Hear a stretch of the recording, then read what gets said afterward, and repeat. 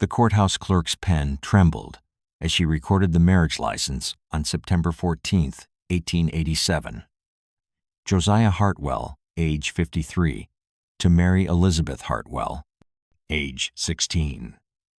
The shared surname wasn't a coincidence. It was a family curse written in ink and sealed with a kiss that would damn generations. This is the story of how one man's twisted obsession with keeping bloodlines pure created America's most horrific family secret, a generational nightmare that turned kinship into captivity and love into the darkest form of possession. The Arkansas courthouse in Pine Ridge stood like a monument to frontier justice, its wooden floors creaking under the weight of decisions that would echo through eternity. The sound of scratching quills mixed with hushed whispers, while the musty smell of old ledgers and tobacco spit-filled air thick enough to choke on. The rough-hewn walls had witnessed countless unions, but none would stain their history like the ceremony performed that autumn morning in 1887. Josiah Hartwell had built his reputation as a God-fearing man who'd carved prosperity from Arkansas wilderness through sheer determination and ruthless ambition. His cattle ranch sprawled across 15,000 acres of prime grazing land, making him one of the wealthiest men in 3 counties. But wealth had a way of breeding isolation, and isolation had transformed Josiah's natural possessiveness into something far more sinister. The bride standing beside him that morning was Mary Elizabeth, a delicate girl with cornflower blue eyes and honey-colored hair that caught sunlight like spun gold.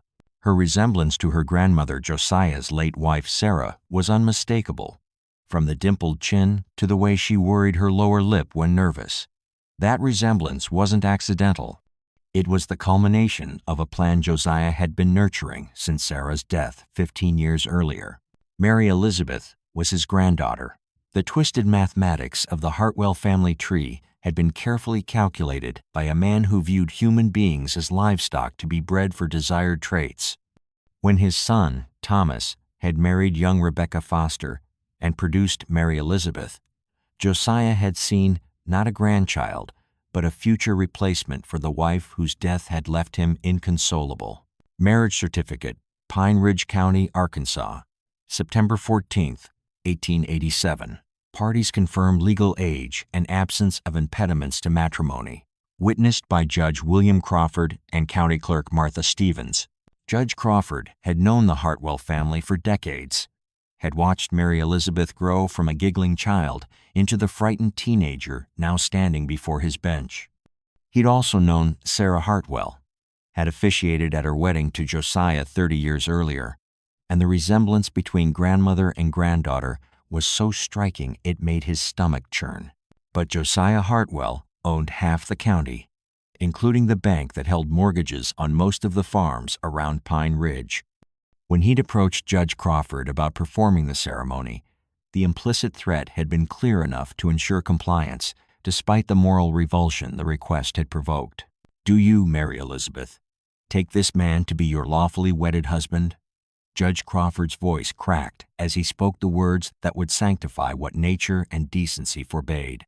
Mary Elizabeth's "I do" was barely audible, more breath than sound, the response of a girl who'd been trained since childhood to obey without question.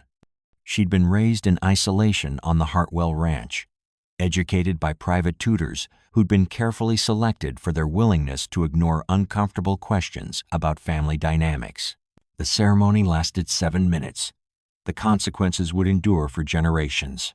Josiah had spent years preparing Mary Elizabeth for this moment, gradually transitioning from grandfather to guardian to something far more predatory. He'd convinced her that marriage within the family was not only acceptable, but necessary to preserve the Hartwell bloodline's purity and strength. Outside influences, he taught her, would weaken their genetic superiority and dilute the qualities that had made their family successful. His methodology had been methodical and patient. As Mary Elizabeth entered adolescence, Josiah had begun restricting her contact with outsiders while increasing his own presence in her daily routine. What began as grandfather spending time with his grandchild had evolved into something that would have horrified anyone positioned to recognize the gradual grooming taking place. The isolation of the Hartwell Ranch had made this transformation possible. Located 30 miles from the nearest town, surrounded by rugged terrain that discouraged casual visitors, the property functioned as a kingdom where Josiah's word was absolute law. The handful of ranch hands who worked the cattle were transients who asked no questions about family arrangements that were none of their business. Thomas Hartwell, Mary Elizabeth's father, and Josiah's son, had died in a hunting accident 3 years earlier, an incident that removed the last potential obstacle to Josiah's plans. Rebecca, Mary Elizabeth's mother, had remarried and moved to California, abandoning her daughter to Josiah's custody without fully understanding what that abandonment would enable. Blood money disguised as inheritance. The wedding reception took place at the ranch house, where a handful of carefully selected guests pretended not to understand the true nature of what they'd witnessed. These were men who owed Josiah money, favors, or silenced people whose complicity had been purchased with the same calculation he applied to everything else in his life. As evening shadows lengthened across the Arkansas hills, Mary Elizabeth stood in her wedding dress beside a man old enough to be her grandfather, because he was her grandfather, accepting congratulations from people who couldn't meet her eyes while they shook her hand and wished her happiness in a marriage that represented the death of everything innocent in her world. But this was only the beginning. The ceremony had been the easy part compared to what Josiah had planned for the years ahead, a breeding program designed to create perfect Hartwell heirs while ensuring that his genetic legacy would continue exactly as he'd envisioned. Before we continue with this disturbing tale, drop a comment below and let me know where you're watching from and what time it is in your corner of the world. If this story is keeping you transfixed despite its horror, hit that like button and subscribe, because some family secrets are too dark to ignore, no matter how much they disturb us. What happens when a wedding night becomes the first chapter in a multi-generational nightmare that would make the Hartwell name synonymous with unspeakable horror? Mary Elizabeth was about to discover that saying "I do" had been the easy part. Mary Elizabeth's scream echoed through the ranch house at 2:37 a.m., but there was no one to hear it except the man who'd caused it. The nearest neighbor lived 15 miles away, and Josiah had made sure the ranch hand's quarters were positioned too far from the main house to detect sounds that weren't meant for outside ears. When isolation becomes a weapon and family bonds transform into chains, the very foundations of civilization crumble, leaving behind only the law of the strongest and the silence of the complicit. The Hartwell ranch house sprawled across a hilltop like a fortress designed to keep the world out and secrets in. The creak of settling timber, mixed with night sounds from the Arkansas wilderness, while the smell of wood smoke and something else, something that made Mary Elizabeth's stomach turn, permeated rooms that had once felt like home. The hardwood floors, polished to mirror brightness, now felt cold as ice beneath her bare feet, as she learned that marriage had transformed her from cherished granddaughter into captive breeding stock. Josiah had prepared for this transition with the same methodical planning he applied to cattle management. The master bedroom had been modified with locks on the outside, bars discreetly installed on windows that could be explained as security measures against bandits. What appeared to be a luxurious bridal suite was actually a beautifully appointed prison cell designed to contain his most valuable possession. The first 3 months of marriage revealed the true scope of Josiah's derangement. He'd convinced himself that his plan represented scientific advancement rather than moral abomination, often referring to selective breeding practices that had improved his cattle stock as justification for applying similar principles to human reproduction. The Hartwell line carries superior traits, he'd explained to Mary Elizabeth during their daily walks around the property, his arm around her waist in what might have appeared to be affectionate guidance but felt more like a leash. Intelligence, physical strength, resistance to disease, These qualities must be preserved and enhanced through careful breeding decisions. Mary Elizabeth had initially tried to resist, clinging to memories of her dead father's gentleness and her absent mother's warmth as evidence that love didn't require the twisted dynamics Josiah insisted were natural. But resistance brought punishment, and punishment brought the gradual erosion of hope that made compliance seem like the only path to survival. Personal Diary of Mary Elizabeth Hartwell, December 3rd, 1887. He says, "I'll understand when I'm older, when I have children of my own. Says our babies will be the strongest, smartest, most beautiful children anyone has ever seen. I pray he's wrong about everything." The diary entries, hidden behind a loose floorboard in what had once been her childhood bedroom, documented the systematic destruction of a 16-year-old girl's spirit. Josiah monitored her correspondence, controlled her reading material, and gradually eliminated every connection she'd maintained to the outside world. Even the household staff had been replaced with individuals whose loyalty had been secured through wages generous enough to ensure their silence. Dr. Marcus Whitfield made monthly visits to the ranch, ostensibly to provide medical care for the family, but actually to monitor Mary Elizabeth's health and fertility. Whitfield had been Josiah's physician for 20 years, had delivered Mary Elizabeth when she was born, and now found himself complicit in monitoring her reproductive cycles with the same clinical detachment he might apply to prize breeding mares. The doctor's conscience had been purchased with debts, forgiven and future favors promised, but his medical notes revealed a man struggling to reconcile his professional obligations with his moral revulsion. His reports to Josiah were tersely clinical, focusing on physical indicators while avoiding any acknowledgement of the psychological damage he was witnessing. By spring of 1888, Mary Elizabeth's condition had begun to show. The pregnancy that Josiah celebrated as proof of his breeding program's success represented something entirely different to his young wife, a child who would be simultaneously her son or daughter and her half-sibling, carrying genetic material that had been deliberately concentrated through generations of careful manipulation.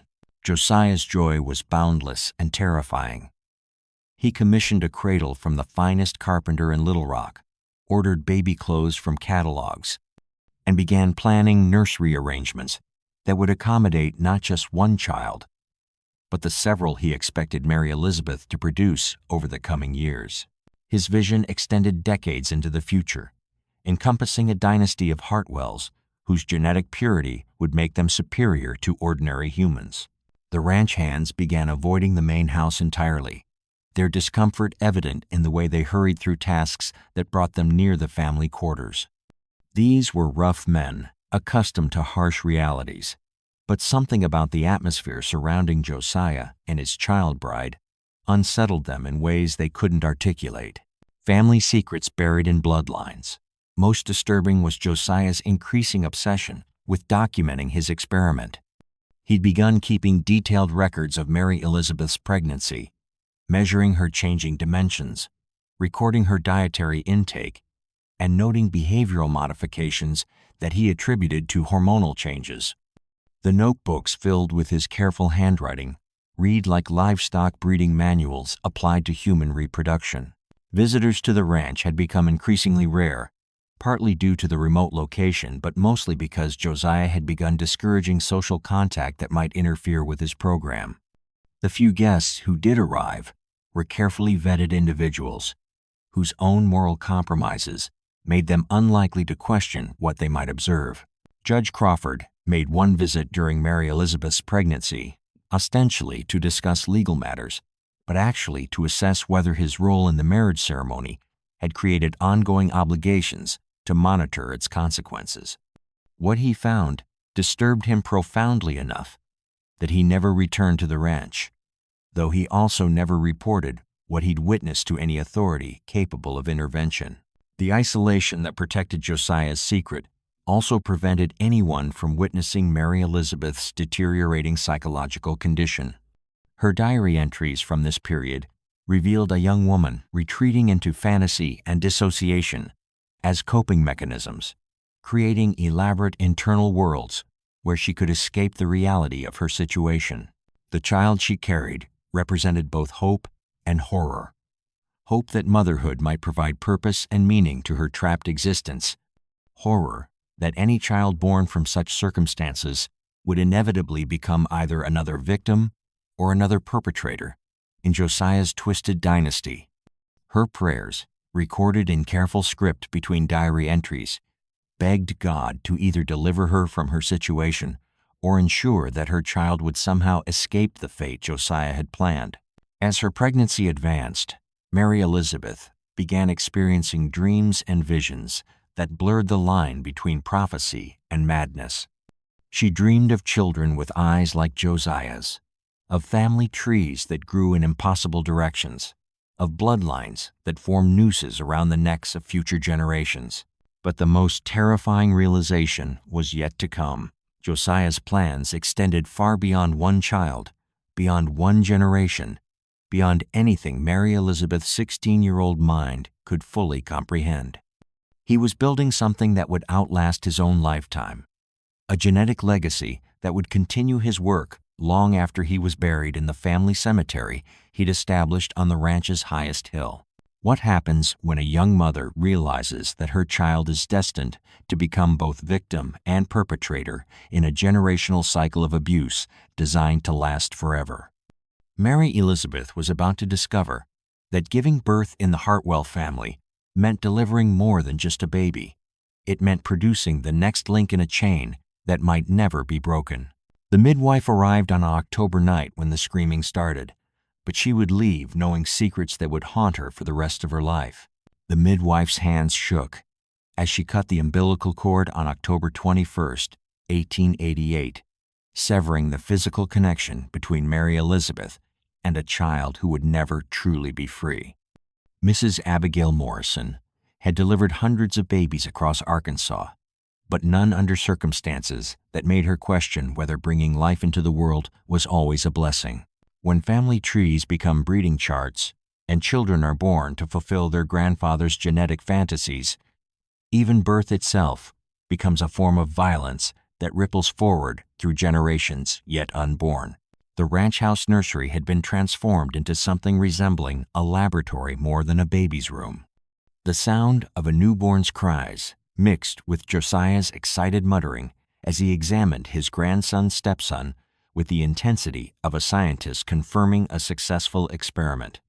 The smell of carbolic acid and heated milk-filled air that felt charged with an energy that made Mrs. Morrison's skin crawl, while the polished wooden floors reflected candlelight that cast dancing shadows on walls covered with charts documenting bloodline connections that violated every natural law.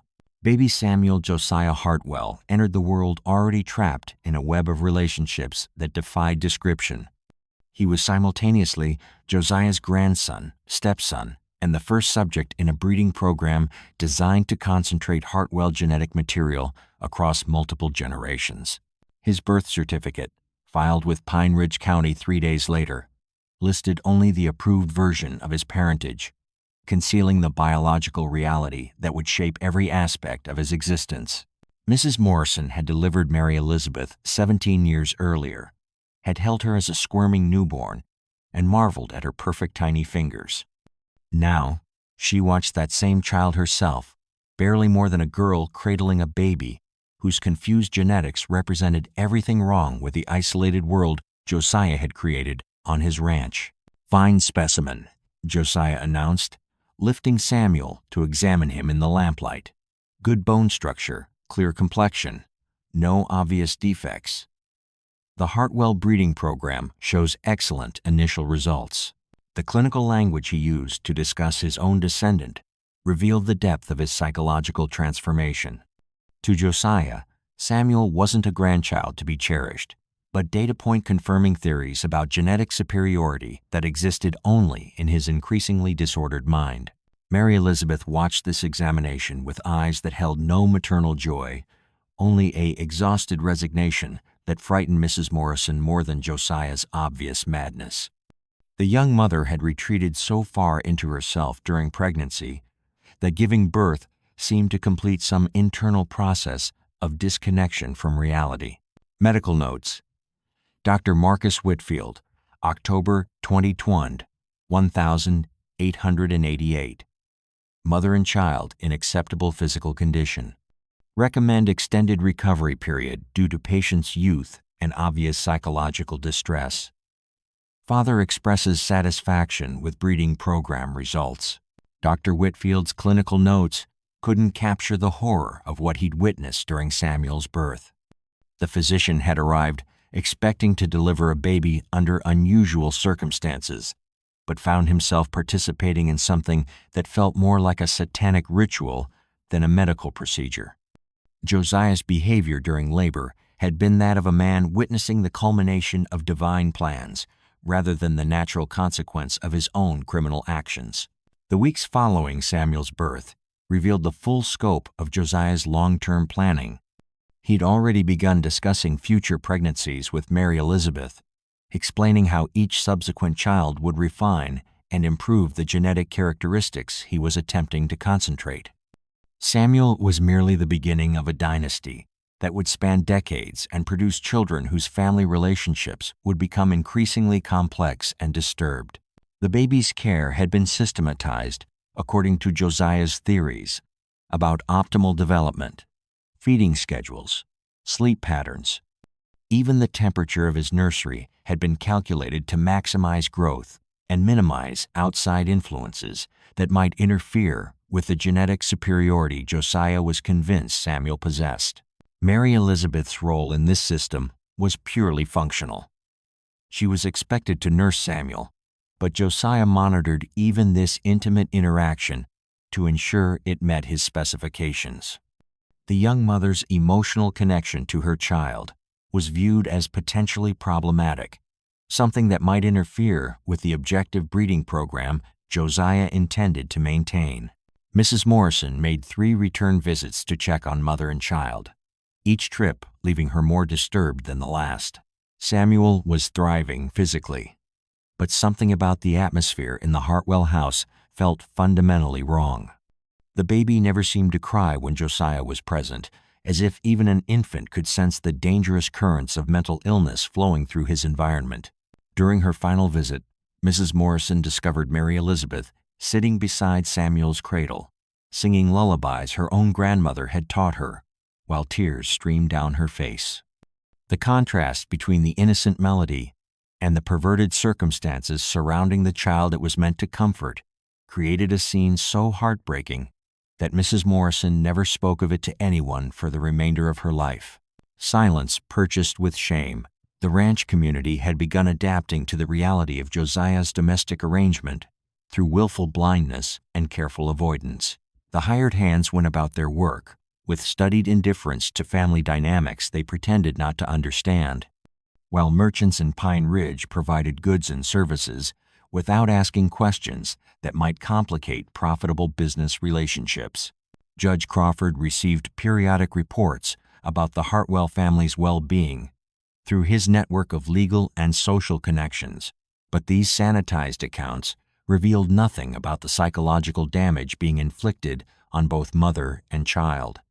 The official story that Josiah had remarried a distant relative to provide stability for his household satisfied curious neighbors while concealing the systematic abuse occurring behind the ranch's isolation.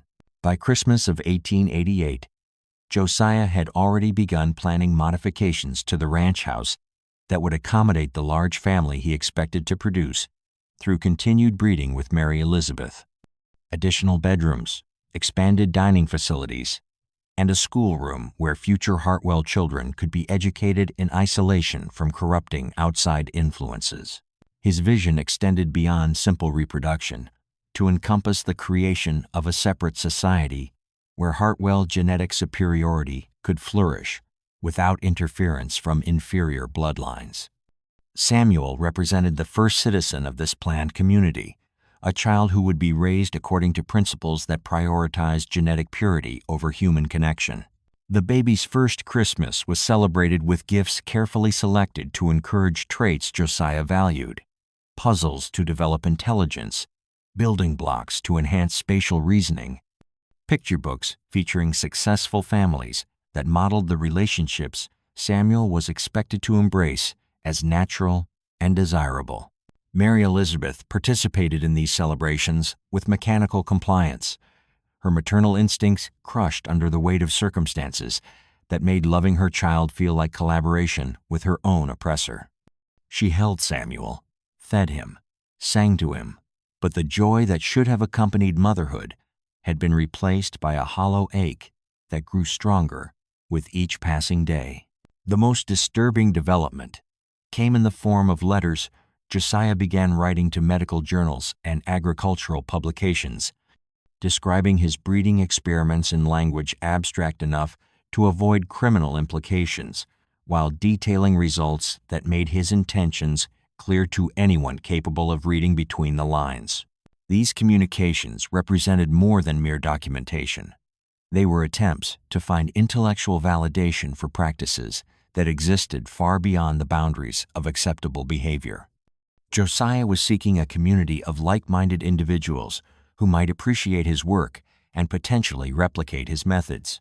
What happens when a madman's experiment succeeds so well that he begins recruiting others to join his cause, turning one family's nightmare into a model for systematic human breeding programs? The letters Josiah mailed during Samuel's first winter would eventually reach audiences capable of understanding their true implications. And some of those readers would be very, very interested in learning more about the Hartwell family's unique approach to genetic improvement. Dr. Cornelius Blackwood's response arrived by special delivery on March 15, 1889, his elegant handwriting barely concealing excitement over Josiah's fascinating hereditary research. The letter would mark the beginning of a correspondence that transformed one family's nightmare into a network of human experimentation spanning multiple states. When scientific curiosity merges with moral depravity, the resulting alliance creates horrors that exceed what any single twisted mind could accomplish. In isolation, turning individual sickness into systematic evil. The Hartwell Ranch's isolation had made it difficult for Josiah to find intellectual peers who shared his theories about selective human breeding, but his carefully worded letters to medical journals had attracted attention from individuals whose scientific credentials masked predatory interests that aligned perfectly with his own experimental goals. Dr. Blackwood operated a private sanitarium outside Memphis, where wealthy families discreetly committed relatives whose mental conditions or behavioral problems required specialized treatment. His facility's reputation for confidentiality and innovative therapeutic approaches concealed research activities that would have horrified the medical establishment had they ever been subjected to outside scrutiny. The correspondence between Josiah and Blackwood began with theoretical discussions about heredity and genetic improvement, but quickly evolved into detailed exchanges of practical information about human breeding programs. Blackwood's letters revealed that the Hartwell Ranch wasn't unique. Similar experiments were being conducted at locations across the rural South, where isolation and economic desperation created perfect conditions for systematic abuse.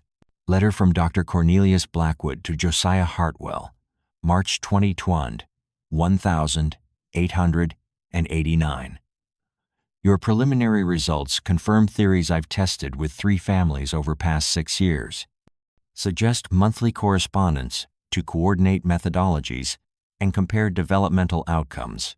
The network that emerged through these letters included a Kentucky plantation owner who'd been breeding his daughters for 15 years, a Texas rancher whose isolation rivaled Josiah's own, and several asylum directors who used their institutional authority to conduct experiments on patients whose families had abandoned them to permanent confinement.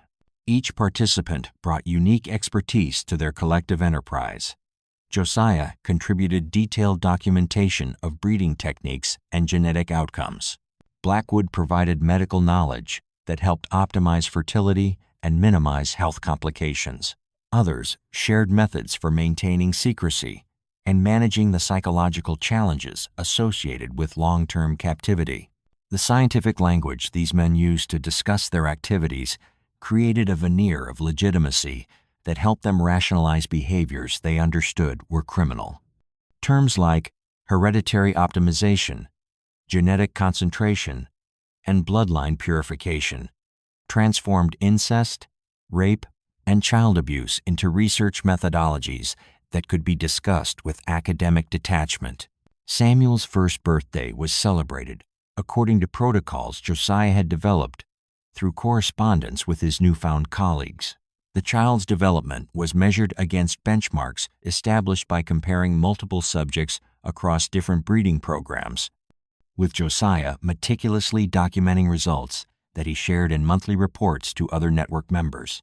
Mary Elizabeth had given birth to a second child, a daughter named Sarah, in July of 1889, and the pregnancy had been managed according to techniques recommended by Dr. Blackwood to maximize the likelihood of producing genetically superior offspring. The baby's arrival confirmed theories about genetic concentration that the entire network celebrated as validation of their collective research. The ranch house had been modified to accommodate the growing family Josiah planned to create through continued breeding with Mary Elizabeth. Additional security measures had been installed based on suggestions from other network members who'd experienced problems with subjects attempting to escape or contact outside authorities for help. Weapons concealed as agricultural tools. The most disturbing aspect of the correspondence network was its systematic approach to expansion.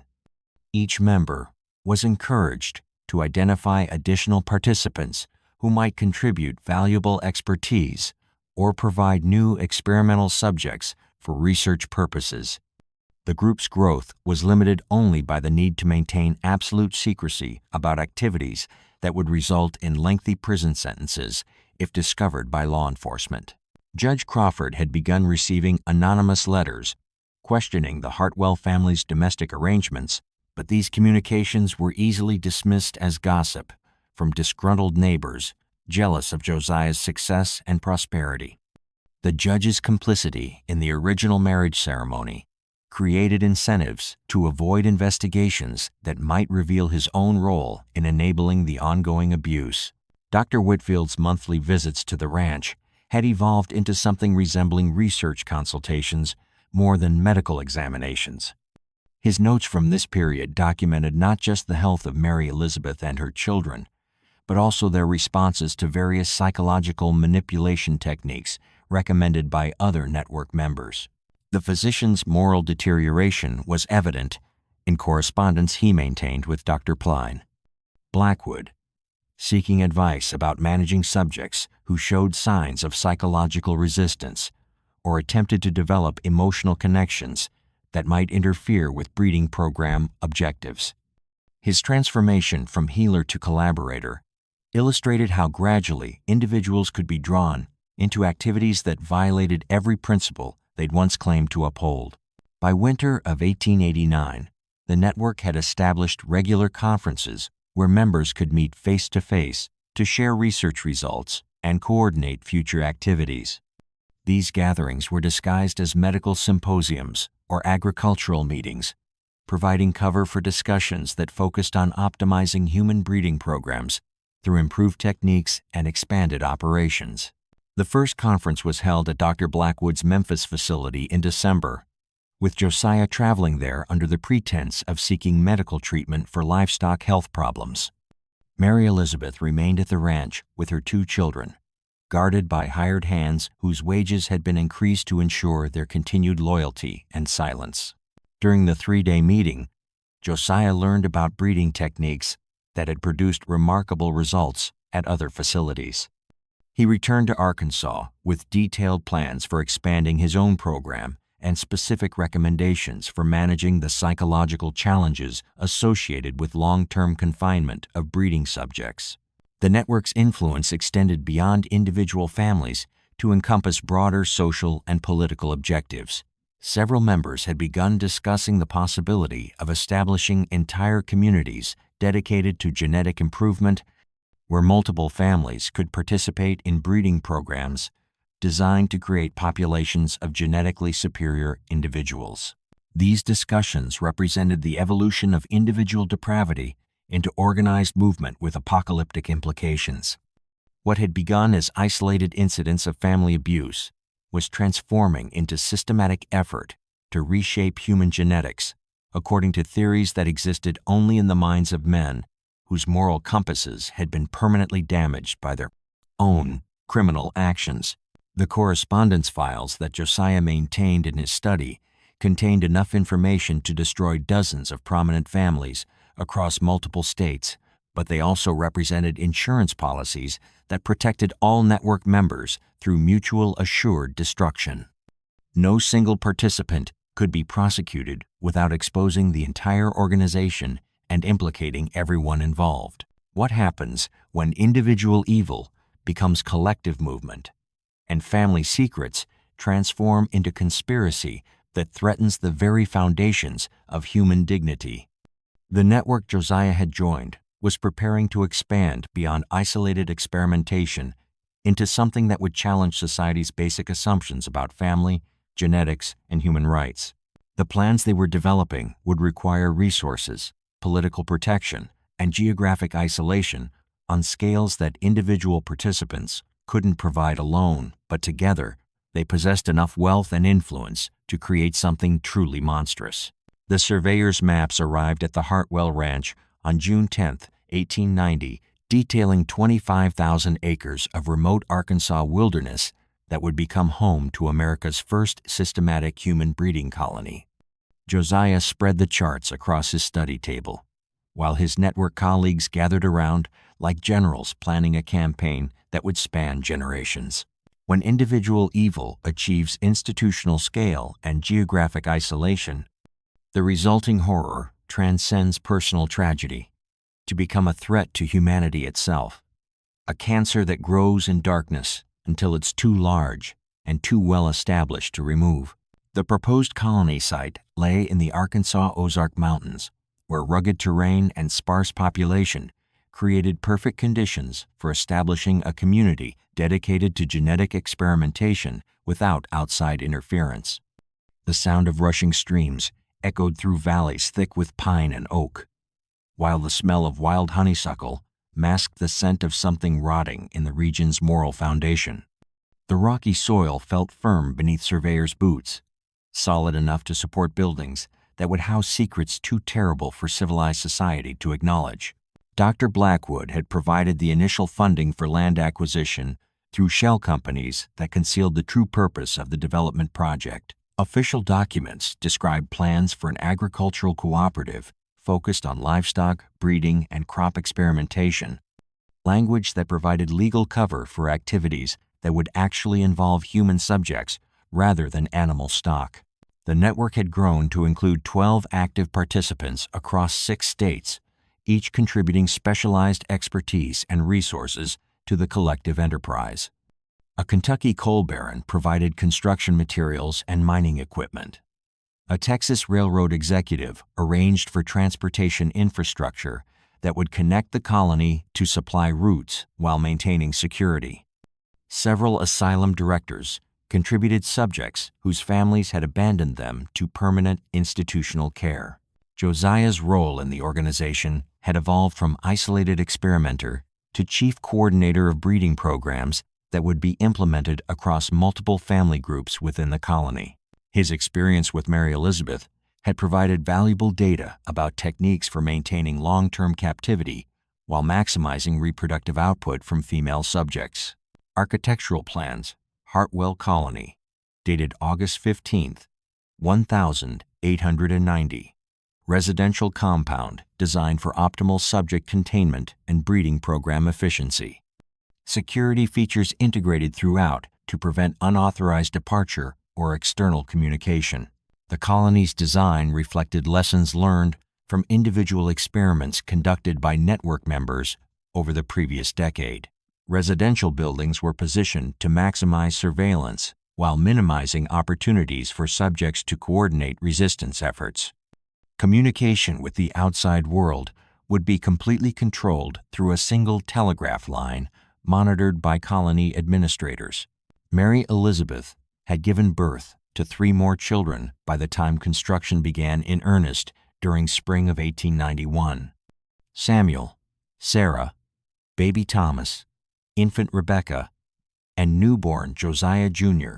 represented the core breeding stock that would be transferred to the colony once facilities were completed. Each child's development was being carefully documented to provide baseline data for comparison with future subjects. The psychological toll of repeated pregnancies had reduced Mary Elizabeth to a hollow shell of her former self, but her continued fertility made her invaluable to the breeding program despite her deteriorating mental condition. Dr. Whitfield's medical notes from this period described a woman who responded to stimuli but showed no signs of genuine emotional engagement with her environment or her children. Construction of the colony proceeded with remarkable efficiency, aided by workers who'd been recruited from populations unlikely to ask uncomfortable questions about their employer's activities. Ex-convicts, undocumented immigrants, and men desperate enough to accept work in remote locations without inquiring about specific job requirements provided labor that was both skilled and discreet. The colony's central building housed administrative offices, medical facilities, and secure communication equipment that would allow coordination with outside network members and potential expansion into additional sites. Surrounding residential compounds were designed as family units where breeding subjects could be maintained in conditions that simulated normal domestic life while remaining under complete institutional control. Dr. Blackwood had established protocols for managing the psychological challenges associated with large-scale human breeding programs based on his experience operating the Memphis Sanitarium. Subjects who showed signs of dangerous resistance would be treated with experimental medications that modified behavior without necessarily improving mental health. Those who proved cooperative would receive better living conditions and limited privileges that reinforced compliance. The network's expansion had attracted attention from individuals whose interest in genetic experimentation extended beyond breeding programs to encompass broader eugenic objectives. Several prominent academics had joined the organization after learning about research opportunities that weren't available through conventional institutional channels. Bloodlines twisted into chains. Professor Edmund Galsworth from Harvard Medical School provided theoretical frameworks that gave scientific legitimacy to practices that would have been prosecuted as criminal abuse in any other context. His publications on hereditary improvement had attracted international attention from researchers who shared similar theories about genetic superiority and racial development. The colony's educational facilities were designed to indoctrinate children born within the community to accept breeding relationships as natural and necessary for genetic advancement. Curriculum materials emphasized the superiority of concentrated bloodlines, while portraying outside society as corrupted by inferior genetic mixing that weakened human potential. By 1892, the colony was ready to receive its first resident families. Josiah prepared to relocate his household, Mary Elizabeth, and their 5 children, to the new facility, where they would serve as demonstration subjects for visiting network members and training materials for administrators who would eventually oversee similar colonies in other locations. The transfer was planned with military precision to avoid attracting attention from neighbors who might question why the Hartwell family was abandoning their prosperous ranch. Cover stories involved business opportunities in distant states and health concerns that required specialized treatment unavailable in Arkansas. Mary Elizabeth's reaction to news about the impending move was recorded in diary entries that revealed a mind retreating further into fantasy as her circumstances became increasingly surreal. She wrote about dreams where her children lived normal lives, attended regular schools, married partners from outside the family, and produced offspring who weren't trapped in the genetic cage that had consumed her own existence. The most disturbing aspect of the colony project was its intended permanence. Unlike individual breeding programs that might be limited by the lifespan of their organizers, the institutional structure being established was designed to continue indefinitely, with administrative succession plans that would maintain operations across multiple generations. Network members had begun discussing the possibility of establishing additional colonies in remote areas of other states, creating a network of breeding facilities that could coordinate genetic experiments on scales unprecedented in human history. The success of the Arkansas site would provide proof of concept for expansion that could eventually encompass hundreds of families across the rural American South. The legal frameworks protecting the colony had been carefully constructed through political connections that network members had cultivated over years of legitimate business activities. Local law enforcement had been effectively neutralized through a combination of bribery, intimidation, and careful selection of officials whose personal compromises made them reluctant to investigate activities that might expose their own corruption. What happens when systematic evil achieves institutional protection and geographic isolation, transforming individual family tragedies into industrial-scale human experimentation? The Hartwell Colony represented the culmination of twisted ambitions that had grown beyond personal depravity into organized threat to human dignity itself. As moving day approached, Mary Elizabeth clutched her youngest child and wondered if the nightmare she'd been living was about to become something even worse. A permanent prison where her children would spend their entire lives producing offspring for men, whose scientific credentials couldn't disguise their fundamental humanity's absence. The wagon wheels rolled across the Arkansas wilderness on October 3, 1892, carrying Mary Elizabeth and her 5 children toward a compound where childhood would be systematically destroyed by men who spoke of genetic improvement while practicing systematic dehumanization. Behind them, the abandoned Hartwell Ranch stood empty, its silence concealing secrets that would haunt the surrounding countryside for generations. When children are born into captivity and raised as breeding stock, their silence doesn't indicate acceptance. It reveals the depth of trauma that occurs when horror becomes the only reality a developing mind has ever known. The Hartwell Colony sprawled across a hidden valley, where ancient pines blocked sunlight and muffled sounds that weren't meant to reach the outside world. The creak of wagon wheels on gravel paths mixed with the distant sound of hammers and saws as final construction continued on buildings designed to contain human lives. The air carried scents of fresh lumber and something else, a staleness that suggested too many people living in spaces not meant for natural human interaction. The ground beneath felt soft, with pine needles and decades of accumulated secrets buried too deep for easy discovery. Josiah's 5 children, Samuel, Sarah, Thomas, Rebecca, and little Josiah Jr., ranged in age from nearly 4 years to 6 months. Their development carefully documented in files that would serve as baseline data for colony administrators. None of them understood they were about to become laboratory subjects in experiments that would determine not only their own futures, but also the fates of children who would be born from their eventual breeding. The colony's residential compound housed 7 other families by the time the Hartwells arrived, representing the initial population of breeding subjects that would be expanded systematically over the coming decades. Each family unit occupied quarters designed to simulate normal domestic life while maintaining the institutional control necessary for long-term human experimentation. Dr. Blackwood conducted intake examinations of the Hartwell children with clinical detachment that reduced 5 young lives to measurements, behavioral observations, and reproductive potential assessments. His medical notes categorized each child according to traits that would influence their future assignments within the colony's breeding program. Samuel, now approaching his 4th birthday, showed signs of the intelligence and physical development that made him valuable for future breeding assignments, with female subjects selected for complementary genetic characteristics.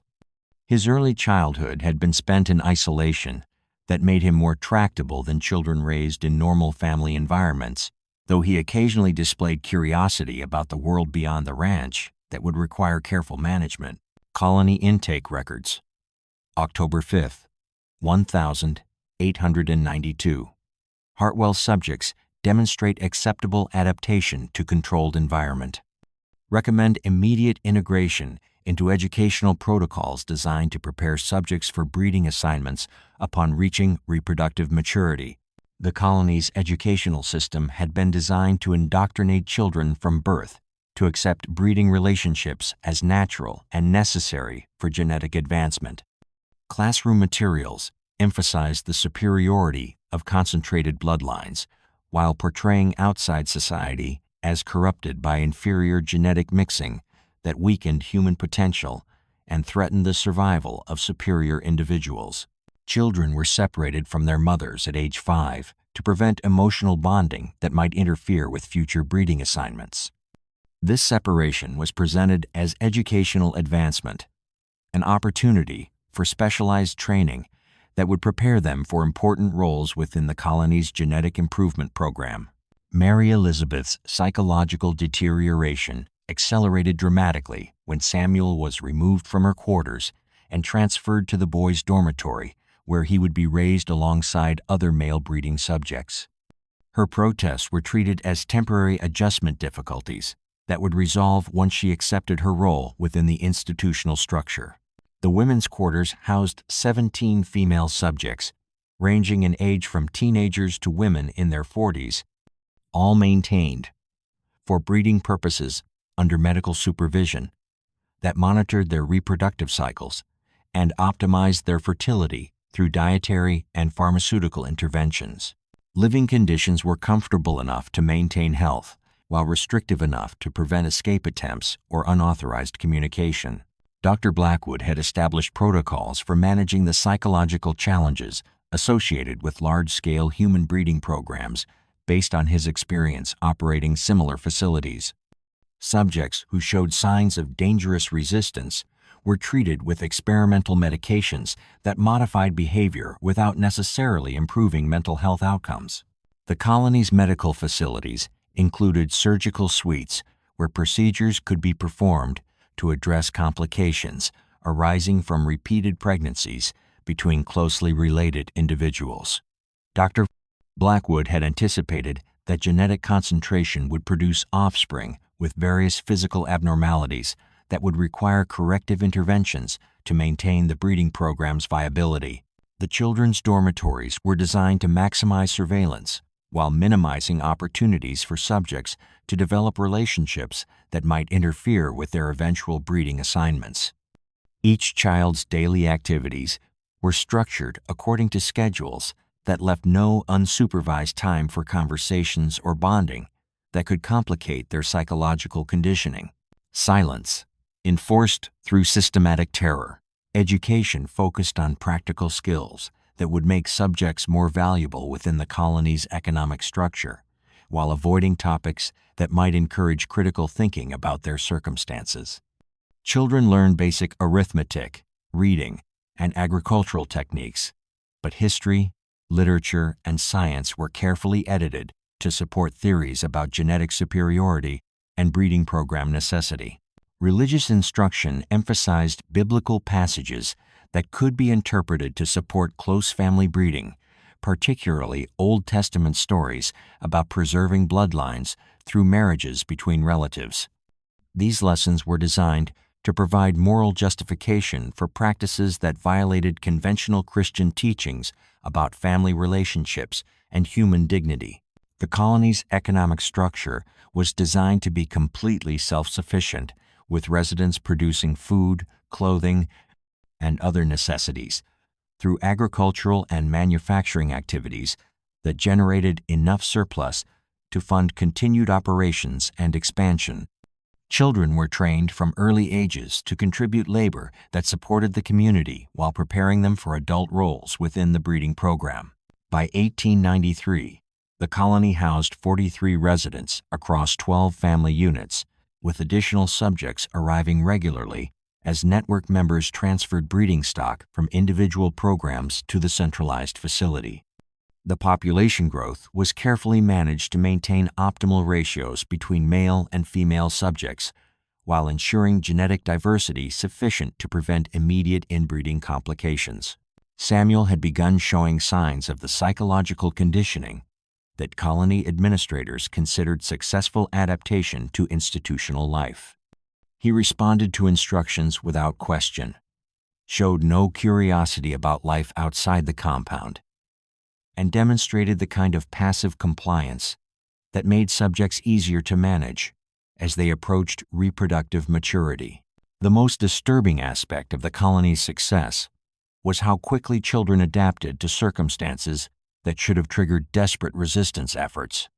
Within months of arrival, even subjects who'd experienced normal family relationships before being transferred to the facility began accepting breeding program requirements as natural and inevitable aspects of their existence.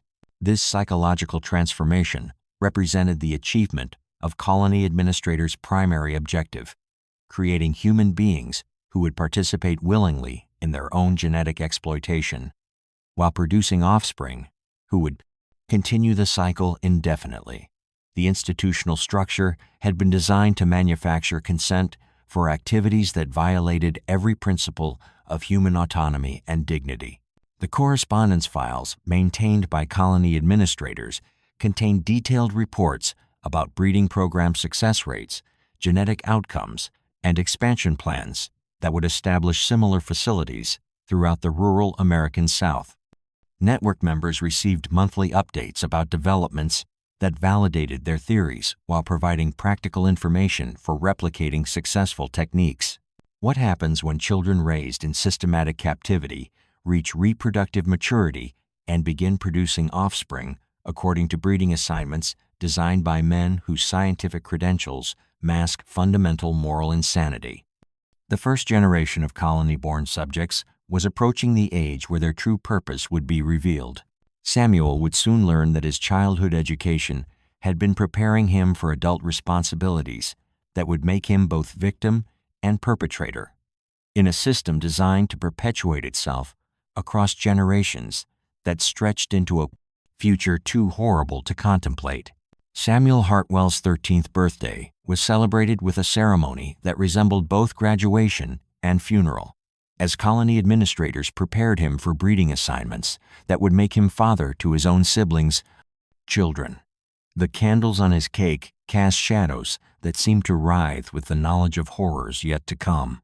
When systematic evil achieves generational momentum and children raised in captivity begin producing offspring according to their captors' designs, individual tragedy transforms into species-level threat that challenges the very definition of human civilization.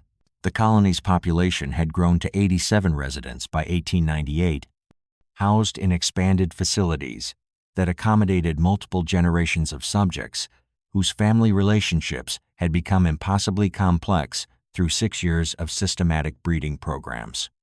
The sound of children playing in supervised recreation areas mixed with mechanical noises from workshops where older subjects produced goods for external sale.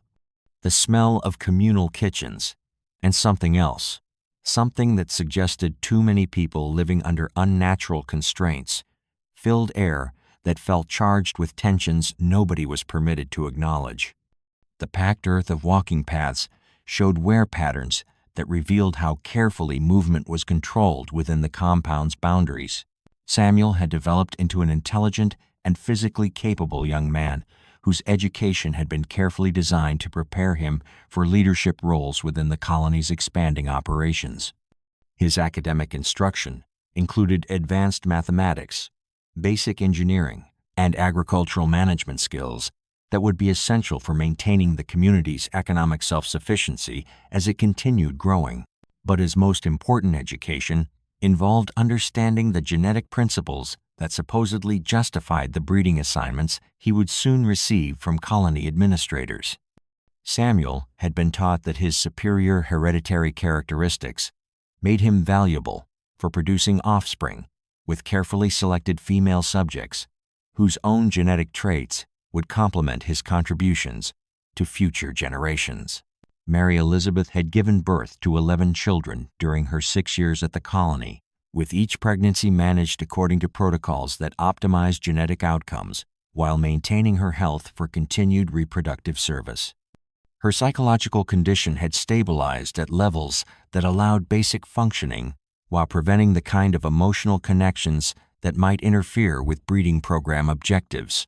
Her older children had been systematically separated from her as they reached ages where colony administrators determined that continued maternal contact would be counterproductive to their institutional conditioning.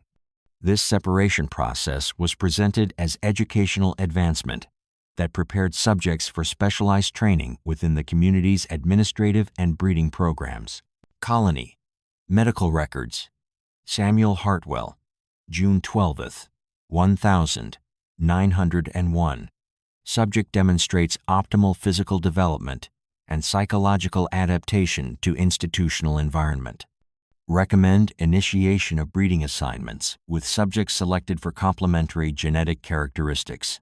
Samuel's first breeding assignment involved his half-sister Sarah, now 15 years old, and recently transferred from the children's dormitory to women's quarters, where her reproductive cycles were being monitored in preparation for pregnancy. The relationship was presented to both subjects as natural expression of genetic compatibility that would produce offspring superior to children born from unions between unrelated individuals. The colony's administrative structure had been designed to normalize these relationships through careful psychological conditioning that began in early childhood and continued throughout subjects' lives.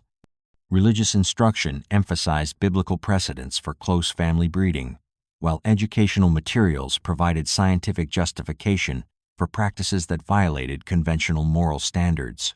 Dr. Blackwood supervised the initial breeding assignments with clinical detachment that reduced human reproduction to livestock management protocols.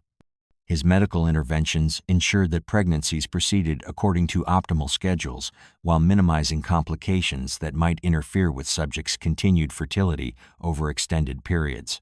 The colony's expansion had attracted attention from network members who wanted to establish similar facilities in other locations throughout the rural South. Regular conferences brought visitors who observed breeding programs and administrative techniques that had proven successful in maintaining long-term operations without external interference. These visits provided opportunities for colony subjects to interact with outsiders, but contact was carefully controlled to prevent exposure to ideas or relationships that might encourage resistance to institutional authority. Visitors were briefed extensively about appropriate behavior and conversation topics that wouldn't compromise subjects' psychological conditioning. Samuel's adaptation to his breeding assignments was documented in files that recorded both his physical performance and psychological responses to relationships that would have been criminal in any other context. Colony administrators considered his willing participation evidence of successful conditioning techniques that could be replicated with other subjects.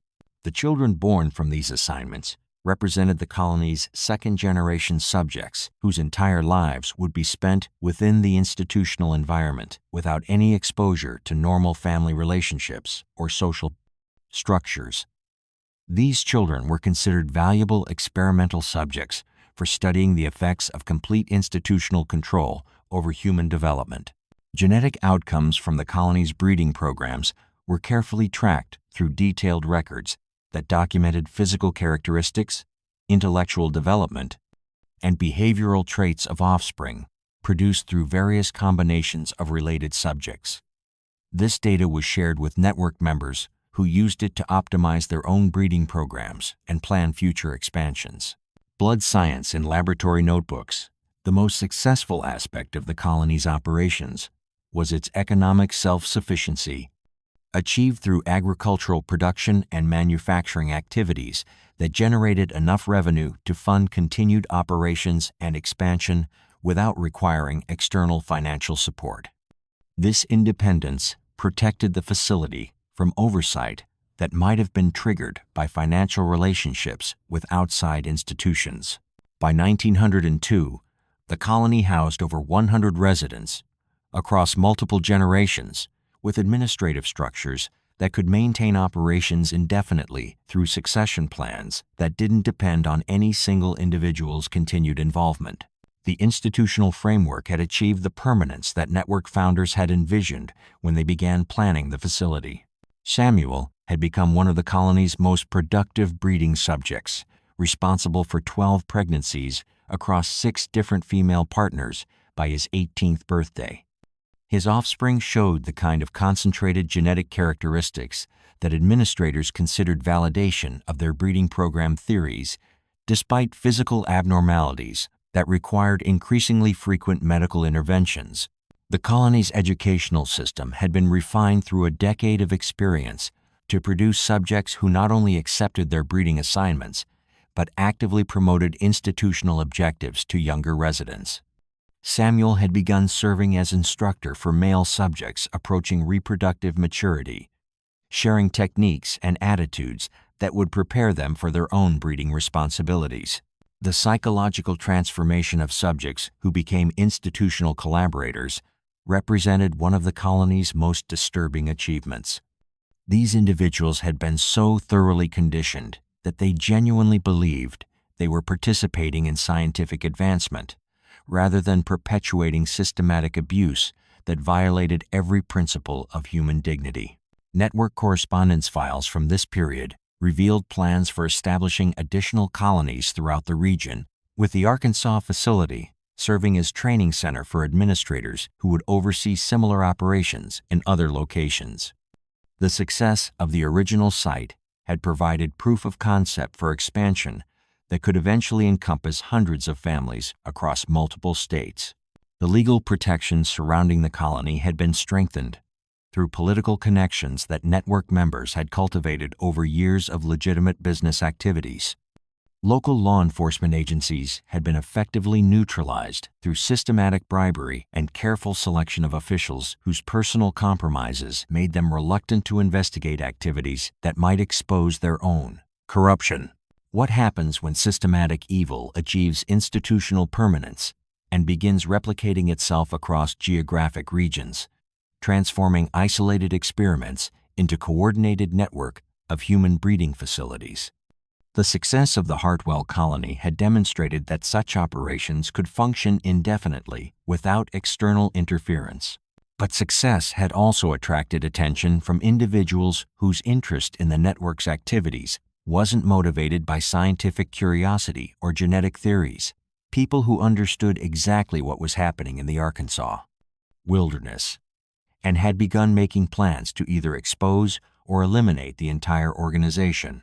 Samuel would soon discover that his world of controlled breeding and institutional authority faced threats from outside forces that possessed both the motivation and resources necessary to challenge the colony's continued existence. Federal Marshal William Preston's horse stumbled on the mountain trail leading to the colony on November 7, 1903.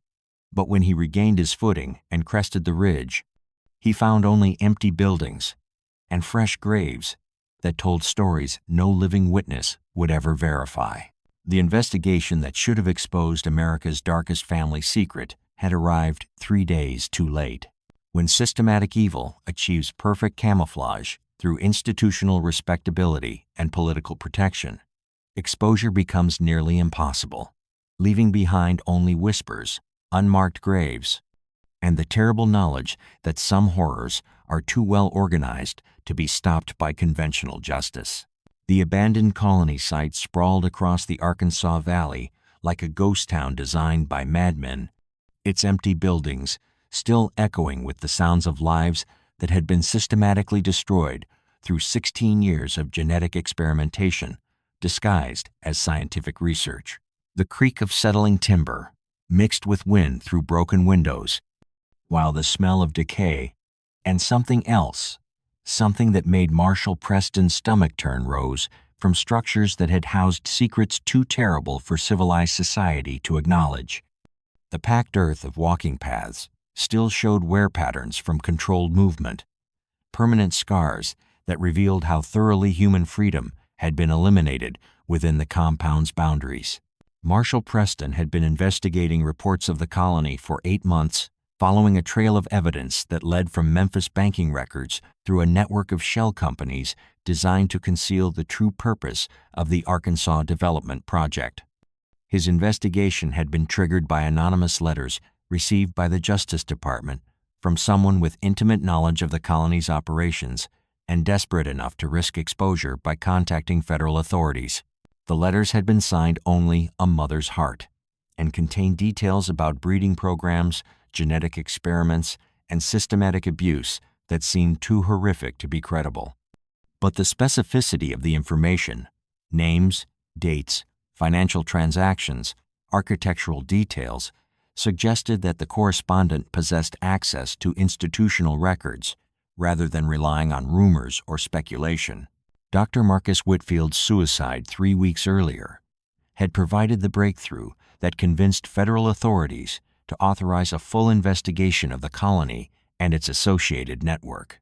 The physician's final confession, found beside his body in his Little Rock office, contained detailed descriptions of medical procedures he'd performed on breeding subjects and genetic experiments he'd supervised over 15 years of involvement with the organization. Final confession of Dr. Marcus Whitfield, October 15th, 1903. God forgive me for what I have done in the name of science. The children born in that place. Their suffering haunts every moment of sleep I can manage. I cannot live with this knowledge any longer. Whitfield's confession had provided federal investigators with enough evidence to obtain warrants for searching the colony and arresting its administrators, but the network's intelligence capabilities had apparently provided advance warning of the impending raid. By the time Marshal Preston reached the facility, all residents had vanished without leaving traces of their destination, or even clear evidence of how many people had been living within the compound. The buildings had been systematically stripped of documentation that might have revealed the scope of the breeding programs or identified network members who'd participated in funding and managing the operations. File cabinets stood empty, safes had been cleaned out, and even personal belongings had been removed with efficiency that suggested military-level evacuation planning. But the evacuators hadn't been able to eliminate all evidence of what had occurred within the colony's boundaries. The cemetery contained over 40 graves, many marked only with numbers rather than names, representing subjects who died during medical procedures or from complications arising from repeated pregnancies between closely related individuals. Marshal Preston's examination of the medical facilities revealed equipment designed for surgical procedures that had nothing to do with routine health care. Operating tables with restraints, instruments designed for procedures that no legitimate physician would perform, and pharmaceutical supplies that included experimental medications not approved for human use. The residential quarters told stories of systematic dehumanization through architectural details that revealed how completely subjects' movements and interactions had been controlled. Sleeping arrangements, bathroom facilities, and common areas had all been designed to maximize surveillance while minimizing opportunities for privacy or unsupervised communication. The most disturbing discovery came in the basement of the main administrative building, where Marshal Preston found cells that had obviously been used for punishment and isolation. The walls bore scratches that appeared to be attempts at communication between prisoners, including messages that described breeding assignments and genetic experiments in language that confirmed the worst allegations contained in the anonymous letters. Empty cages beneath Arkansas soil. The federal investigation that followed would consume 3 years and involve agencies from 6 different states, but it would ultimately fail to identify more than a handful of network participants or locate any of the subjects who'd been evacuated from the colony before the raid. The organization's security measures and political connections proved sufficient to protect most members from prosecution, despite clear evidence of their involvement in systematic human trafficking and abuse.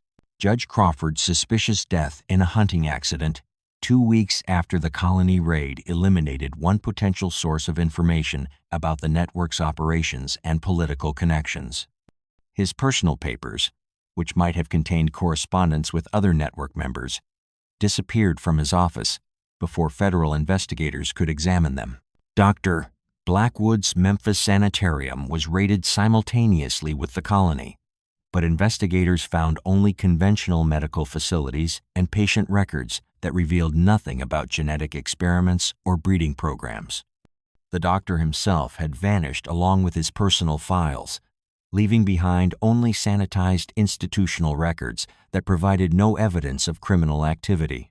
The trail of financial transactions that had funded the colony's construction and operations led through so many shell companies and overseas bank accounts that federal investigators were unable to identify most of the individuals who'd provided monetary support for the project.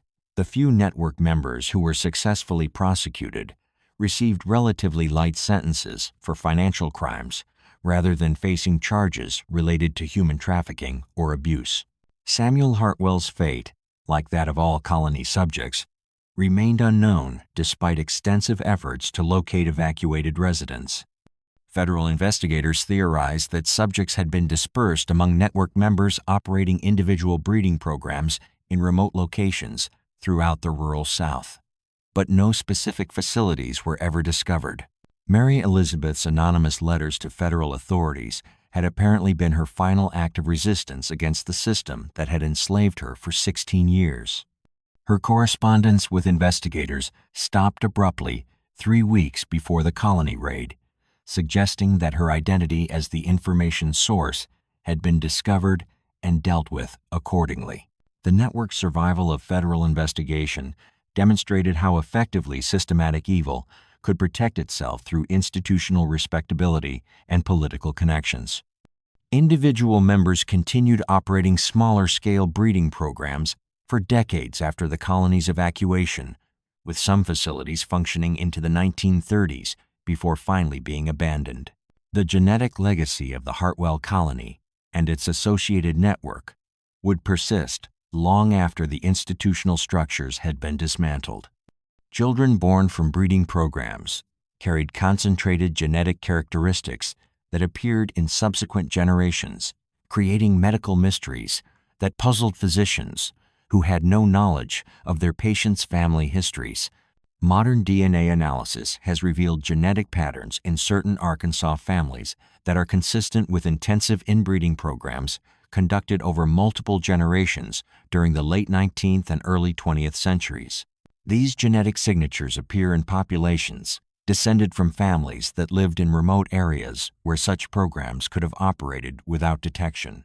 The story of the Hartwell Colony was never officially documented in government records, and most evidence of its existence was successfully suppressed through political influence and institutional cover-ups that protected network members from prosecution. What little information survived exists only in fragmentary form scattered documents, anonymous testimonies, and genetic evidence that tells stories no living witness can verify. Marshall Preston's final report on the colony investigation was classified immediately upon completion and remained sealed for over 50 years before being quietly transferred to archives where it gathered dust alongside thousands of other cases that revealed uncomfortable truths about American society's capacity for systematic evil. But some secrets are too horrible to stay buried forever. Local folklore in the Arkansas Ozarks still includes stories about the Devil's Breeding Ground, where families were destroyed by men who claimed to serve science while practicing the darkest forms of human exploitation.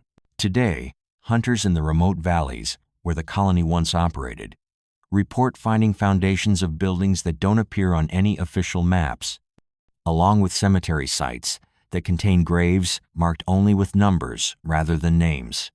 Silent testimony to lives that were systematically destroyed by individuals whose crimes were too well organized and politically protected to be exposed through conventional justice. We're only scratching the surface. The next case is even darker. Subscribe before it drops.